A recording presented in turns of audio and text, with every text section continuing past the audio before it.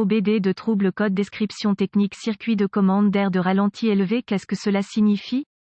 Ce code de diagnostic DTC est un code de groupe motopropulseur générique, ce qui signifie qu'il s'applique à tous les véhicules plus récents de 1996, Dodge, Chrysler, Hyundai, Jeep, Mazda, etc. Bien que génériques, les étapes de réparation spécifiques peuvent varier selon la marque, le modèle. Lorsque votre véhicule équipé OBD2 présente un témoin de dysfonctionnement 1000 et un code enregistré P0509, cela signifie que le module de commande du groupe motopropulseur PCM a détecté un problème avec le circuit de commande de l'air de ralenti d'admission IAC. Dans ce cas, une valeur plus élevée que prévu, le système IAC s'articule autour d'un servomoteur linéaire qui contrôle un piston qui régule la quantité d'air autorisé à contourner la plaque d'étranglement et à pénétrer dans le collecteur d'admission. Le contrôle de la quantité d'air autorisé à contourner la plaque d'accélérateur est propice au contrôle du régime moteur au ralenti. Lorsque le papillon des gaz est fermé au ralenti, très peu d'air est autorisé à pénétrer dans le moteur par le corps de papillon. Le moteur ne peut pas continuer à tourner au ralenti avec cette petite quantité d'air et serait certainement calé. Une source d'air auxiliaire vide doit être fournie pour que le moteur puisse continuer à tourner au ralenti avec la plaque des gaz fermée. Bien sûr, la source de vide auxiliaire serait préjudiciable aux performances du moteur et à l'efficacité énergétique lorsque la plaque d'étranglement est ouverte lors de l'accélération, d'où la nécessité d'une source de vide entièrement réglable et contrôlée par le PCM. Le boîtier du piston de la soupape IAC est fabriqué avec deux ouvertures séparées qui permettent à l'air de les traverser. La soupape IAC est généralement boulonnée sur le collecteur d'admission, sur ou près du corps de papillon. Il est positionné de manière à ce que, lorsqu'il est ouvert, le piston sort de l'ouverture, l'air ambiant puisse s'écouler à travers celui-ci et dans le collecteur, et lorsqu'il est fermé, le piston remplit l'ouverture, l'air ambiant ne puisse pas le traverser. Un exemple de vanne de commande d'air de ralenti IAC. L'IAC est rarement complètement ouvert ou fermé mais reste constamment en mouvement, contrôlé par le PCM. Le PCM utilise les signaux d'entrée des capteurs d'oxygène, du capteur de position de l'accélérateur et de divers autres capteurs pour déterminer la quantité d'air qui doit être autorisée à contourner la plaque d'étranglement. Lorsque les signaux de tension et de masse vers la vanne IAC sont ajustés par le PCM, la vanne réagit en conséquence. Si les niveaux de régime du moteur ne coïncident pas avec les limitations souhaitées programmées, un code P0509 sera enregistré et un 1000 peut être allumé. Les codes de panne du circuit du système de commande d'air au ralenti associé comprennent P0508 circuit du système de commande d'air au ralenti bas, P0511 circuit de commande d'air de ralenti, P0518 circuit de commande d'air de ralenti intermittent, P0519 performance et symptômes du système de commande d'air de ralenti. Sévérité et dysfonctionnement du système de commande d'air de ralenti peut entraîner le moteur à décrochage ou ralenti à un régime élevé inattendu. Ce code doit être traité comme sévère et traité d'urgence. Les symptômes d'un code P0509 peuvent inclure niveau de régime moteur élevé, blocage du moteur, en particulier au ralenti, bruits inhabituels de la zone du corps de papillon. Autres codes liés à l'IAC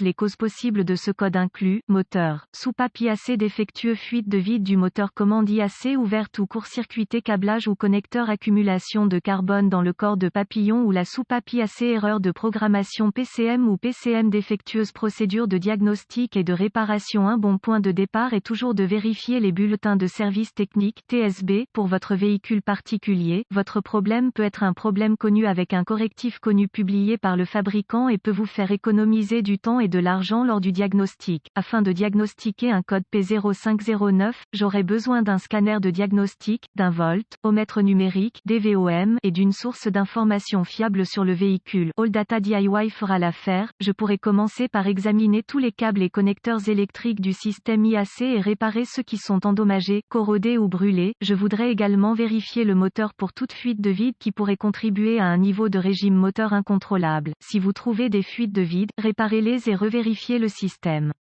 Ensuite, je connectais le scanner au connecteur de diagnostic du véhicule et récupérais tous les codes stockés et les données d'arrêt sur image. J'aime écrire ceci au cas où ce code serait intermittent. Maintenant, j'efface les codes et teste le véhicule pour voir s'il est réinitialisé. Évidemment, si d'autres codes liés à IAC sont stockés, je dois d'abord les diagnostiquer et les réparer. Vérifiez également tous les bulletins de service technique et rappels de sécurité pour le véhicule et le dysfonctionnement en question. Après avoir effectué toutes les réparations, conduisez le véhicule normalement normalement et laisser le PCM entrer en mode de préparation avant de déclarer le problème corrigé. Comme méthode simple pour tester le système IAC, lorsque le régime moteur au ralenti est très élevé, je déverrouille soigneusement, pour préserver le joint ou le joint, la soupape IAC du moteur et utilise un chiffon d'atelier et mes doigts pour contrôler le régime moteur au ralenti. Si je peux contrôler un état de ralenti élevé, après avoir retiré la vanne IAC, je sais que le système IAC ne fonctionne pas correctement. Si je ne peux pas contrôler le régime au ralenti, je soupçonne qu'une grande fuite de vide est présente. Les grandes fuites de vide du moteur peuvent inclure des soupapes flexibles PCV, des tuyaux de dépression, un servo-frein, un clapet anti-retour ou des flexibles, une soupape EGR bloquée ouverte, une fuite de joint EGR ou une fuite de joint de collecteur d'admission. Consultez la source d'information de votre véhicule pour la méthode recommandée de test du moteur IAC avec le DVOM. Remplacez le moteur vanne IAC s'il ne correspond pas aux spécifications du fabricant. Note de diagnostic supplémentaire. Déconnectez tous les contrôleurs associés avant de tester la résistance du circuit avec le DVOM.